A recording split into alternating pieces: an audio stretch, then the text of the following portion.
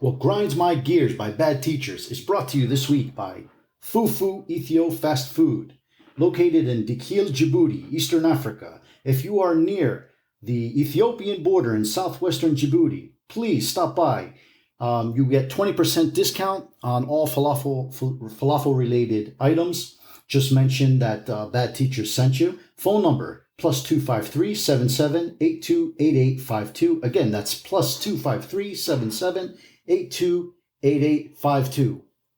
And now, without any further ado, Yo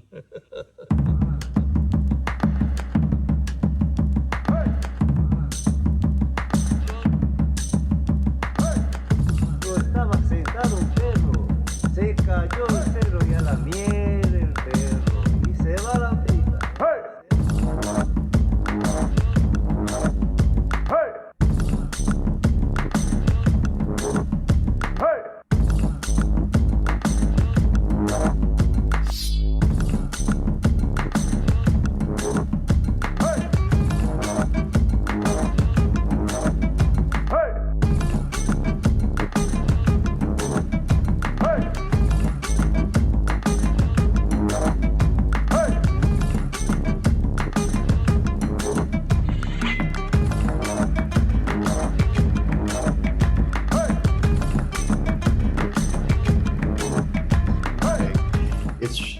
we are going. Excellent. We are on. Okay, do your intro, man. So, everybody, welcome back to another glorious episode of What Grinds My Gears with Spiro and Steven. Spiro being in the U.S., Steven being in jolly old England. How are you, Mr. Humps? Good evening, everybody. How are you? Thanks for listening. Now, we like to keep this show slightly topical, and we like to talk about controversial things and things that annoy us and piss us off. Look, this may have traction with you, the listener. This may resonate with you, but we got to start with America is a global disgrace. You're a global embarrassment. And I tell you, man, if I was trying to visit planet Earth, I wouldn't go to America. What the hell? Yeah, you're on the stand here, man. What the hell is going on again with a white police officer killing a black American? What's going on? Can you imagine, though, like, if there are aliens out there and they're just looking at us, right? And they're just looking down and like, these people, they call themselves Chinese. These people, they call themselves Brazilian. Yeah. These people call themselves English. These people call themselves America. Like, what do you think the aliens think specifically about the big ethnicities anyway? Like, you know, a large population, I mean, like America and stuff. Like, what do you think they're looking down and saying at this particular moment? They're either looking down and saying, what kind of virus is going on that planet? Who are these people wrecking everything? Or they're looking and saying, laughing at us and looking and saying, that's where we were 2,000 years ago. I don't know, Spiro. Maybe every alien civilization is a version of us at a different time. It's a great question, man. But I tell you what, we can't be looking at us feeling any kind of pride, even if they are us in a different time zone. Because, seriously, Spiro, this assault on this guy, apologies, his name escapes me. It's ridiculous. George Floyd. No worries. Thank you. This is obscene, Spiro. And you know, we like to keep this session lighthearted, but we got to address this issue to start with, and then we'll move on, because this is, you know, sensitive and upsetting for a lot of people. I cannot get my head around, once again on video, there it is, white police officer. Now I am making a lot of assumptions here, right? I'm not there, I didn't see it. You know, but there it is on video, a white police officer seemingly inappropriately, I don't even know if the knee and the neck is an approved restraint methodology in the American police force. Maybe it is. Tell me I'm wrong. And maybe the autopsy will reveal that the guy died of something different. I mean, if that happens, I tell you what, man, America, burn, baby, burn. You know what's going on is, so the family did a private autopsy. And yeah, fill me in. Sorry, man. Yeah, fill me in. The family did a private autopsy, and it came back that he died from this private coroner, this private autopsy, that he died from asphyxiation, Right. lack of oxygen to the brain, and cause Wow. being, somebody had their knee to the Wow. back of his neck. Now, there's some things coming out now that he was high at the time, and that he actually died from a heart attack in Right. the ambulance. Now, all right. Having said that, this is what I want to go with this. So, you and I know people that have been married, divorced, and when people get divorced, like let's say a bloke and a girl get divorced, and then they start spreading rumors, one family about the other, Sure. to sort of discredit the other family, because Yeah. Now, and here's a quote by what is his name, by Charles Darwin. Sorry, let me find it here. I have a quote here by Charles Darwin that I think is really relevant here. Sorry, I'm going to find it. Here it is. So Charles Darwin, it's not a quote, but this is something from that Charles Darwin used to do. So, of course, Charles Darwin, the father of evolution, he used to say that whenever he ran into something that contradicted a conclusion he cherished, he was obliged to write down the new finding within 30 minutes. Otherwise, his mind would work to reject the discordant information, much as the body rejects transplants. So what they're saying there is that when you get information that's contradictory to what you believed before, write it down within 30 minutes. Otherwise, your body's just naturally going to reject it. Much like heart transplants, many times their bodies reject a new heart or something like that. Interesting. And because we're so biased to think the way we think, we're just wired, and it's hard to admit that perhaps we're wrong or something like that. And what I see going on here, I mean, you see this man here. The man, if you think that he died from anything else, then what happened to him? Him screaming for his life, like, please, I can't breathe, I can't breathe. Yeah. But you want to discredit him and sort of say, well, it wasn't really the cop's fault, by saying, well, he was high on drugs, which may or may not be true. All right. It's pathetic. It's absolutely pathetic. I mean, let's say that you and I had a few drinks, and we were intoxicated or something else. How could I put it? Asphyxiation, kind of like that man had to his neck. Yeah, I think we're going to die either way. I don't think it's going to matter. So it's pathetic how people are trying to discredit this dead man, and just for their own, to verify their own beliefs from before, that cops can't be bad. No, perhaps whites are this, blacks are that, like, to just verify their prejudices from before. Yeah, that is interesting around the prejudice and trying to validate their own position with some kind of perhaps a bogus argument. We see and hear that all the time. I mean, you worked in education, you yourself with your doctorate, about good scientific research. Spiro, if the cornerstone of science is about repeatable results, which many would agree it is, then white American cops killing black Americans seems to be repeatable results over the last 50 years, to say the least of 50 years. I mean, when was Rodney King? I was still in high school. That was 1990. Was that 93 or 92? But it was early 90s for sure. What? It's and everybody else in between. Repeat. It's the same outcome, all the same behaviors, same outcome. Now, look, I mean, it's very easy for me to comment on something when I'm 6,000 miles away, and I've only seen it reported on the news. But you know what? Some guy had his knee on some guy's neck and asphyxiated him and killed him. I mean, there aren't too many different ways of reporting that, Spiro, right? So, yeah, I mean, sometimes you overanalyze something, and you just you overanalyze something, and you just you lose yourself with paralysis by an overanalysis. Yeah, absolutely. I don't dispute those things, and I try to remain objective. But it's hard, man, because You know, I feel quite emotional.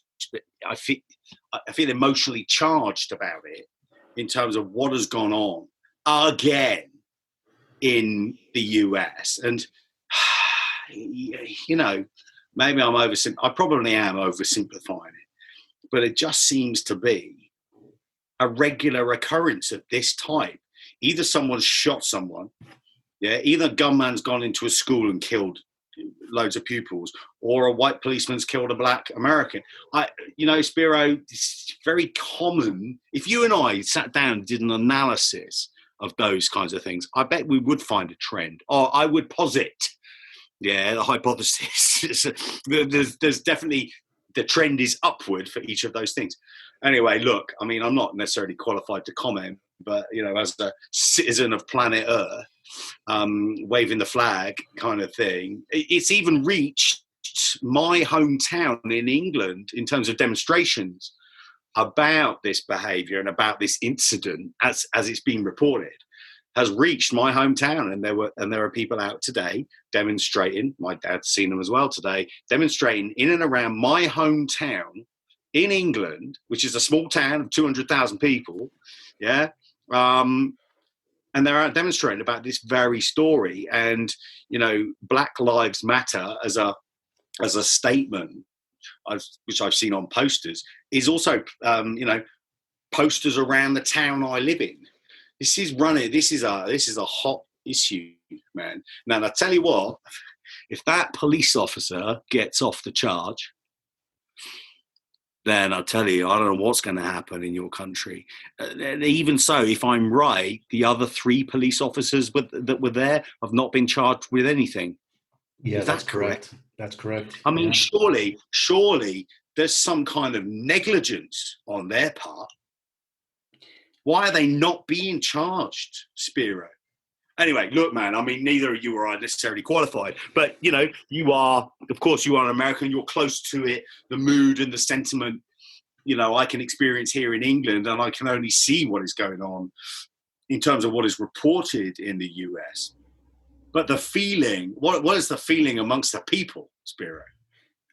The mood of people. The thing that upsets me the most, Holmes, the thing that upsets me the most personally is it's not even, although it's devastating what happened to that guy. I mean, it's just horrible. The guy's calling out for his mom and he's saying, "I can't breathe." And he's calling out for his dead mother. I mean, it's just, that's awful. As a human being, how can you not have? Exactly. And this is the key word. How can you not have empathy? Empathy is the word here, and that's what upsets me more than anything. What actually upsets me more than this man being killed like that is the following: the lack of empathy by regular people. I mean, if you cannot empathize with something like that, then honestly, there's something wrong with you. And I don't want to hang out with people like that, because whether the person is Chinese or Arabic or Russian or you name it, that's a human being there. You know what I mean? And to see a man like that, could have been a woman, but of course, most times it is men in this instance with police. All right. Yeah, sure. But, regardless, whoever it is, you see a person there being killed, calling out. And if you don't have empathy for that, then honestly, I think maybe I was born in the wrong planet or the wrong time or something. Yeah, I don't know, because it's horrible. It's horrible. Now, people try to disgrace him by saying, well, the looting and the rioting. And that's a whole separate issue. This man was killed before all that. Yeah, exactly. You know what? People, if the mood of the people is such that they have to express themselves with violence and looting and anger, and we'll call it what you want, a mob mentality and all the phraseology that people use to discredit and disgrace these people. Well, hey, if the mood and the culture around the way that, and I'm oversimplifying, of course, that around the way that white American cops treat black American citizens, if that's the mood, something's fundamentally wrong at a very current level. Yeah, I'm not necessarily talking about the history of violence towards black people, but it's it is still a very current issue, and it still staggers me in many ways that it's so bad, or that it's so gratuitous, or it's so obvious in 2020, Spiro, that this is just still the kind of behaviour that me as an English person, I expect to see, white American cops killing black people. Now, I'm not saying everybody's doing that. Of course, I'm not. But it's still there, Spiro. What has not been learned? However, having said that, how many white American citizens have been killed by white American cops? I don't know the answer to that. So we got to look at the research in its entirety, right? We got to look at the whole picture, which maybe we're not doing. But even so, the humanity, Spiro, and I agree with you. This guy is pleading for his life, pleading because he can't breathe. Where's the empathy? Where's the goddamn humanity, man? Oh yeah. Anyway, it's sickened me this week seeing that kind of report. Alongside, because it's tragic, Spiro. It is tragic. And then, of course, the past several days, almost a week now, we've had the protests. Yeah. And some of the protests have led to, riots and this and that. For me personally, nobody wants to have their business burnt down or anything like that. No, of course.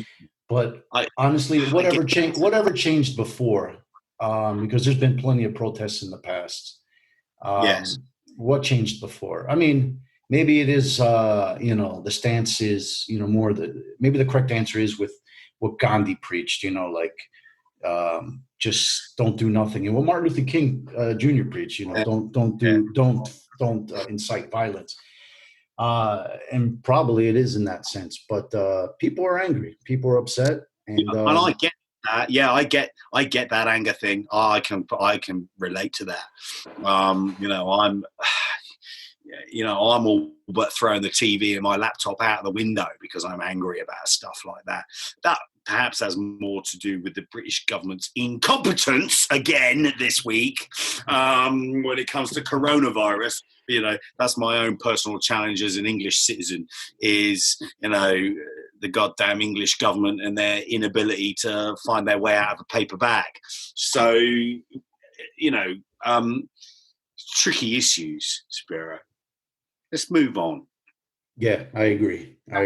Having said that, I mean, much respect to, the issue, and it's hard, and I don't have the answers, and I'm not qualified, but it can be opinionated about these things, and, and George Floyd and his family, I can't imagine it, Spiro. But we'll press on.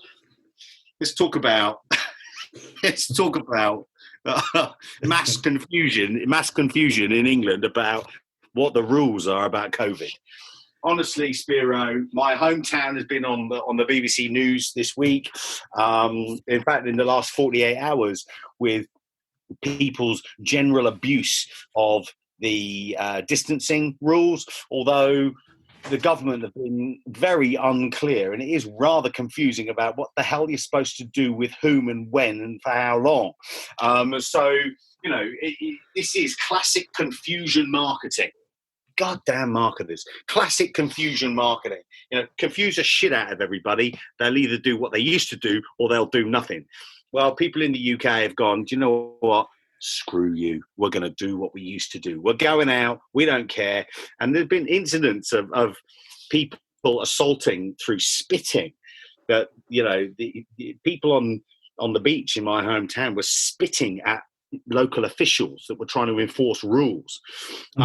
This is a disgrace, Spiro, of a different kind of disgrace.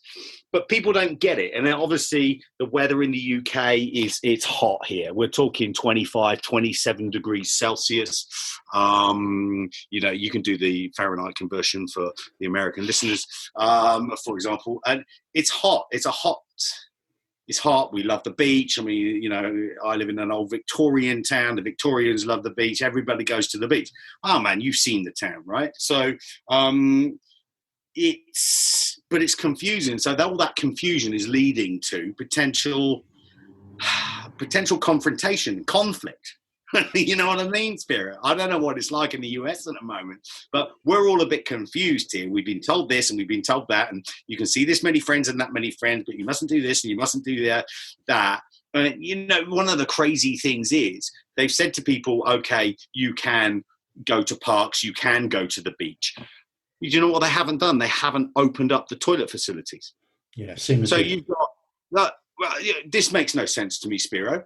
Right, so people go to the beach all day, all right, eating, drinking. Nature calls, but those facilities aren't available. That's where you go hide behind a bush. People are, Spiro. That's exactly what people are doing. They're breaking out a paper bag and dropping one out. This is not good. Believe me, man. I've got a whole range of paper bags. Some are better than others, but.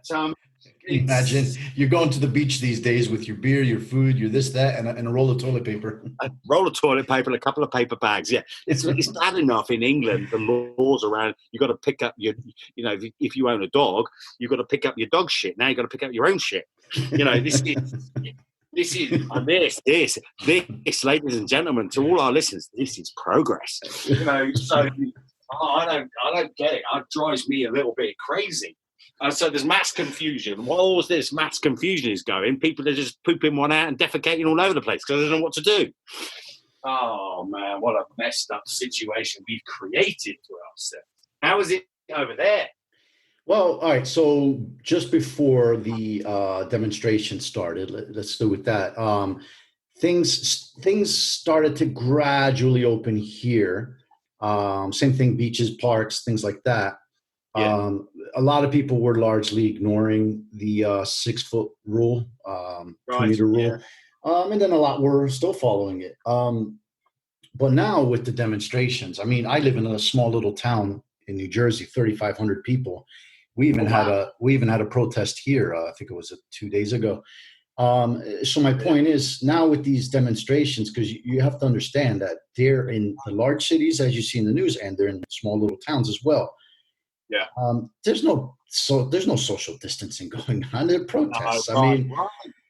So now it's like this is going on with the demonstrations and everything, and it's like, well, wait a minute. I thought we're supposed to be social distancing. What the hell were we inside the past 2 months, 3 months we were inside our houses the past 3 months. What the hell was all that? Like, what is this all a bad dream? What the hell's going on here? What was the being locked up at home thing all about, really? Yeah, exactly. Yeah. Because we went from that to demonstrating now in groups of thousands, and it's just like, okay, you know, like, yeah. And I'm not saying that the governments are saying, yeah, go out and demonstrate. They're not, obviously, but no. And a lot of that's coming down to what you said. The weather's warmer. It's pretty much summer here. It's warm here as well, just like it is in England. And you've been cooped up now for several months inside your home. Perhaps you didn't work. Perfect storm. Yeah. It is the perfect storm to demonstrate something. You know what I mean? And I believe that, and I know we said we're going to get past the demonstrations, but it's all kind of together. I believe that a large part of these demonstrations and the anger is actually because of these lockdowns where we've been cooped up for months, stuck inside, and human beings are social, you know, no surprise there. Yeah. And now you got the good weather, warm weather, a lot of people that are unemployed now, a lot of people that don't have the money. It is the perfect storm. Yeah. To, I don't want to say riot, but it's the perfect storm to just be really angry. Yeah. So the whole coronavirus thing is just like, you have to remind yourself, like, oh yeah, that's still there. It's crazy. Yeah. It's, you know, it does seem like everybody's in denial over here. And, you know, well, not everybody, a large proportion of people are in denial. It didn't happen, it won't happen, and it won't happen to me kind of approach, you know. And, you know, everybody said they just want to get on with their normal lives. Well, as I've said before on this program, it's the normal behaviours that got us into this shit in the first place. Now, I would hypothesize that it's a normal set of behaviours that created a negative situation.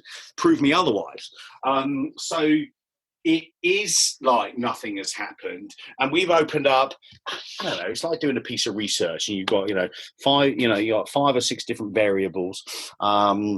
You've got a couple of independent variables. You've got confounding factors, and what you're supposed to do is control these things one at a time to see which has more or less effect. Well, that hasn't happened. Over here, it's like, I'll tell you what, we'll open the schools, we'll open this shop, we'll open that kind of shop. You guys can go back to work, we'll do social distancing, and we won't do social distancing. If you want to get on the tube and kiss people, you carry on. We've allowed everything to happen all at the same time. I don't know how the scientists are going to be able to necessarily monitor where any spikes of coronavirus again are coming from, if that makes sense. Yeah, because we're not controlling it in a structured way, from my view. And it is like it hasn't happened, Spiro. And I tell you what, man, it's the next thing that's worse. It's the next virus, or it's the next global issue that's going to be much worse, because we haven't been able to cope necessarily with this one. Maybe we're all back too soon. And I tell you, the mutation of the next virus, or it's a mutation of current viruses, or the next pathogen, that kills millions of people in each country, then we'll really know what pain is after that, I think. And I don't think we're ready. We're just not ready, Spiro. I mean, I would argue that for businesses, it isn't coronavirus that's killed your business. It's you, your employees, and your customers that were unprepared. That's what's killed your business. You know what I mean? As controversial as that might be, it isn't coronavirus. It's the unpreparedness that's caused the problems. See what I mean? Aside from the unpreparedness, it's also been, not this isn't true for all businesses, but it is for a lot, your unwillingness to adapt. Yeah, right. Okay. So, in other words, you own a business and you've been told by your local government, no, you can't open, but you can do takeout, or you can do delivery. Yeah. Or you can do, curbside pickup, things like this. And you're not doing those things.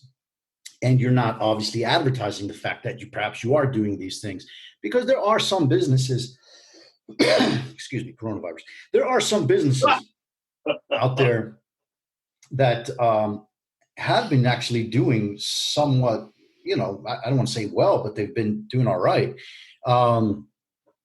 Food businesses and things like that. And they've been doing the curbside pickups, and they've been doing deliveries and things like that. Yeah. I want to give you the numbers real quick. This is so I get these numbers from this is from Channel News Asia, but of course we like numbers. There's Hopkins University. There's there's a bunch of them, but they're all roughly the same. Yeah. So around the world, we have 6.3 million confirmed cases. Reported deaths, we have 377,000 reported deaths. Now, keep in mind that a lot of countries are not even reporting their deaths. Countries like Turkmenistan, which if you even say the word coronavirus in Turkmenistan, you will be imprisoned, because a lot of these, North Korea, well, obviously we don't have figures from there. And a lot of countries where, the press is, so government run. So this 377 is by and large much, much higher. But that's what we have as far as reported by the countries that are reporting. Right, so we're looking at 5 or 6% death rate overall. So according to the figure.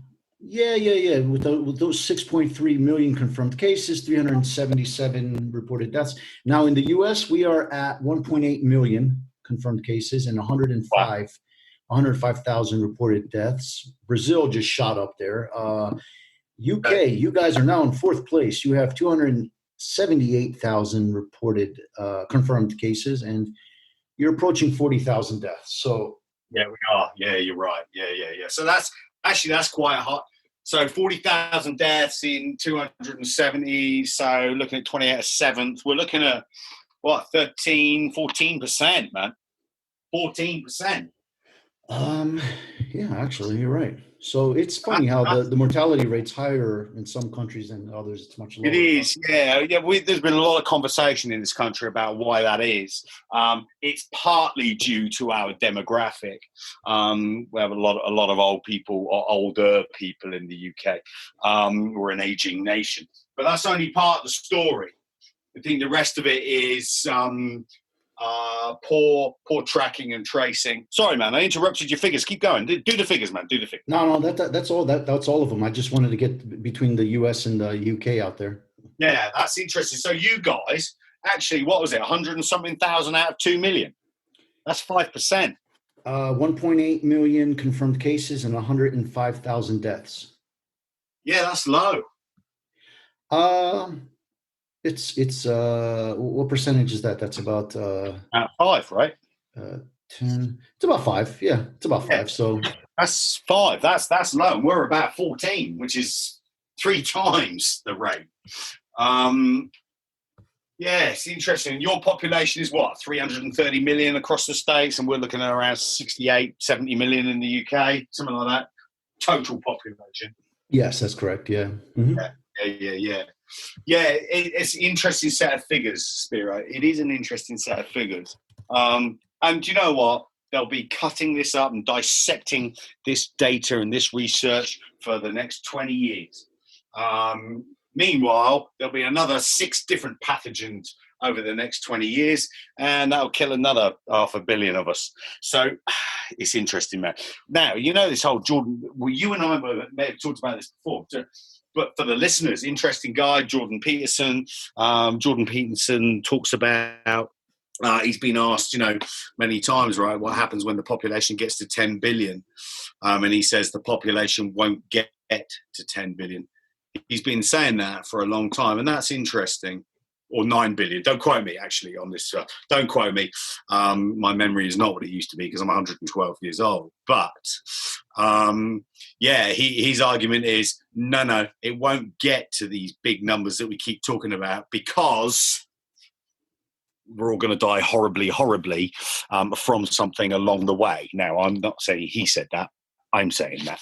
So, yeah, it's interesting, Spiro. The numbers do tell a good story. And there have been some good programs on this, some good science, evidence-based programs in the UK on this, which I know I've mentioned to you. But of course, you can't actually get to see those programs in the US because of legislation and blah, blah, and bullshit, etc. So, God bless the BBC. But it is an interesting set of figures. It won't stop, Spiro. We're worried about a second and a third spike here now in the UK. Because our population is that much older anyway, we should be more worried about another spike, in this country. And I'll tell you what we didn't do. We didn't manage. Our social care system is appalling in this country. That's my view, right? I'll leave it at that.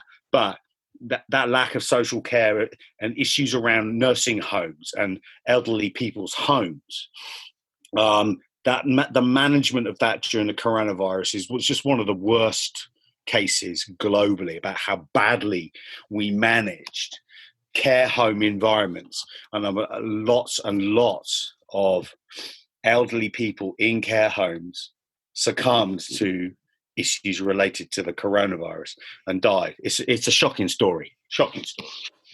So, yeah, man. I don't know how much we've learned or whether we've learned anything. Hey, man, you still there, or am I just talking? I'm just listening away. Mr. Humps. Hey, I do want to do a relationship advice.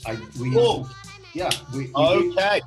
Right. Yes, of course. I'd forgotten. Sorry to interrupt you again, Doctor. But yes, of course, this week for our listeners, yes, we promised interesting slots. Next week we've got a guest speaker.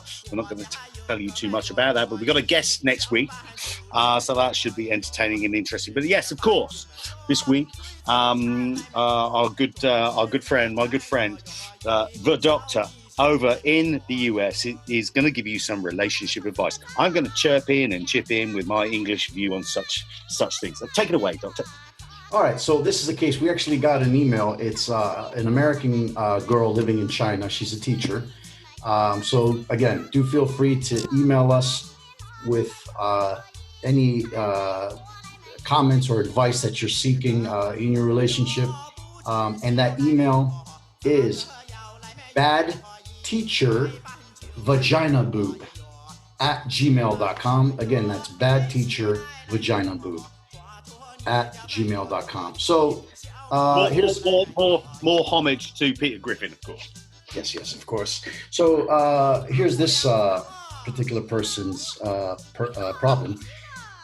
She is an American living in China with her Teochew, which is, I guess, the family, like an adopted family, sort of. So since there's very few answers from a woman's perspective about dating a Chinese guy, she's dating a Chinese guy. And I couldn't find anything online for 2 years now. I've been looking, and I've been doing the search online myself. So, all right, here's her setting the stage. My partner was born and raised in Shenzhen, which is Southeast China. Yes, he was. He really was. We really are that young. When he went to high school and college in China, he never had any kind of H1B visa or other work visa. His first time leaving China was to come visit me in the States. So again, this is an American girl. About me, I grew up in the US and went to college in the US. I dated multiple guys from multiple racial backgrounds, but all from the US. I started dating when I was young and moved to China after college at 22. So this is how they met now, her and the Chinese guy. Okay. We met in China. In the beginning, I was immediately drawn to his energy or aura, but he didn't know much English, and I spoke only a few words of Chinese. We really didn't have a chance in hell of getting together, but we kept seeing each other anyway because we liked each other. That's nice. That's a nice message there straight away. Okay, good. Mm-hmm. Yeah, so now the first date, and this is what she noticed. The first date was not a date at all. It was a Chinese lesson. He took me to dinner first anyway and taught me through it. He had brought me breakfast for the next morning too. I was really weirded out. Was he being presumptuous? The second date, what I noticed, on the second date, he arrived with a backpack full of goodies. They weren't really gifts per se. He brought a bunch of tissues, house shoes, mosquito killer, air freshener, and small household items. And again, breakfast. I thought, what the fuck? Okay, now I really have no idea what is going on, but I accepted the gifts anyway. When I asked, he said, "Don't think too much." Okay. I found out later that on the first date, he had looked around my house and noticed that I was missing a lot of essentials, so he bought them and brought them over for me. This was his way of showing that he cared for me. But don't think too much, he meant. Don't take any larger meaning from this. Or don't be offended. All right, so she's asking, how does she proceed to engage in a relationship with him, being that they're completely from opposite sides of the world, different cultures, and a strong language barrier as well? Take it away, Mr. Humps. Wow, this is fascinating and interesting. I mean, I like this guy. This guy's a forward planner. He's a forward thinker. There's nothing wrong with that in a relationship. I mean, girls like that, right? Women like that. This is the right kind of approach. Like my hat's off to him. There's much we can learn in business and life from the eastern side of the world, as we know. I don't know. I mean, perhaps a good response is to present herself as the breakfast. I mean, let's get some of that peanut spread out. Maybe she puts herself between two pieces of bread. I don't know. What are we trying to say? What is the subtext of what this guy is trying to organize? But I'm not quite sure what that is. But I think what's interesting is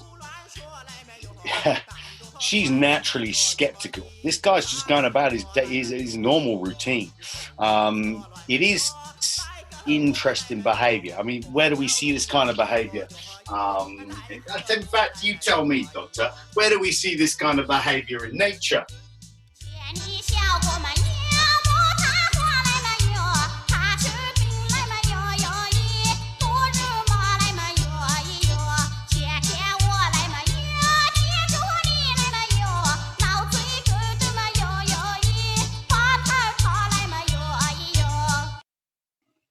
nature. I'm not sure where you're going with that. I'm not sure, but in general, with this, I lived a little bit in Asia, just a little bit, and and I've been there several times to China too. And what I think is that they every culture sort of thinks that they're always the cleaner culture. So maybe he was just trying to like bring her household items that she didn't have, thinking that oh, this girl's or he could have just felt sorry for her, being that here she is, a foreigner in a very foreign land. I like these things though, because if you can fall in love with somebody who doesn't speak the same language as you, and you have different cultures, and you still find a way, because you still find a way to care for each other. That sort of tells me that you get through the bullshit. You know what I mean? Because think about it. Words. I always say that 90% of the words we say are pure bullshit, and 10% are actually worth anything. Maybe just a good point. Maybe is about behavior. Is this guy ex-military? He's desperately organised. I mean, maybe he is. And I don't know. I mean, this is some good shit, man. In fact, I'm sitting here making a list now of things I need to buy for the next girl I meet on a date when I actually get out of coronavirus mode. You could bring her a roll of toilet paper. I mean, those are in high demand these days. I tell you what, man. I tell you what, that's not a bad idea. Many a date has been secured on toilet paper these days. I agree. But I think interesting advice for this girl is go with it. Don't be too afraid. Yeah. And let us know the outcome. Just go with the flow. People express themselves in very, very different ways. I'd be interested to know what our listeners think about what she should do, and the background of this guy. What do we think this guy's job is? Do we know what this guy's job is? We don't know what his job is. I tell you, man, he's ex-military, man. I swear. He could be current. He could be a spy. It is China. He could be current military. He could be China's secret police. But, I mean, I kind of get that. But it's another beautiful Asian American connection, which we value so dearly. And of course, we've seen an outpouring of love in America this week between blacks and whites again. So absolutely. Yeah. Can I ask you, without giving it too many details about, as much as you want, actually, have you ever dated, I should say, a foreigner? When I say foreigner, I don't mean American or someone from the UK. Someone, let's just say. Have I dated a non-British national? Is that what you're trying to ask me? Yes, or non-American as well. Yeah. We're not too different, really. Yeah, sure. Japanese, Singaporean, Indonesian girl. Now you're just bragging. Seriously. French, Germany. Yeah, well, I am, man, but I'm bragging. I've had to go back to the 90s. I've had to go back to the 90s to start this brag. This is no brag at all, man. I tell you, So, I do class myself as we know, as the international. Generally, that tends to work, but one must, feather one's own nest with stories of success and failure. Yeah, man. Ask me if I'm seeing anybody currently from an international zone, and the answer is most definitely no, I'm not. However, pretty hard these days. Oh, I tell you, man, it's all pretty fucking lean these days, man. So coronavirus really put that was a final nail in the coffin, man, for any kind of activity. And we spoke in week 1 about excessive masturbation, but here we are now, internationally wise.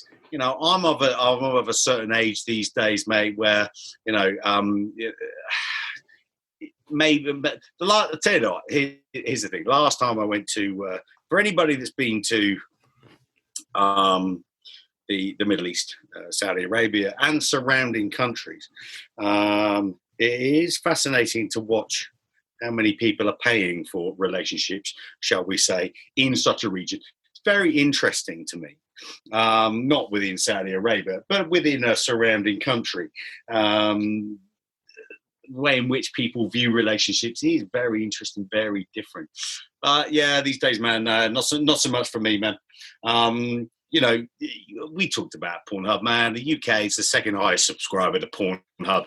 There's a reason for that. The Brits are perverted? Yeah, we are, but not as perverted as Americans, because you Americans are number one. So go figure. And that is the beautiful relationship. That is the across the pond relationship. But I must say, last time I was in the US, down in Florida, I went to Fort Lauderdale. Very, very interesting. Enjoyed it immensely. I was there for New Year, and myself and a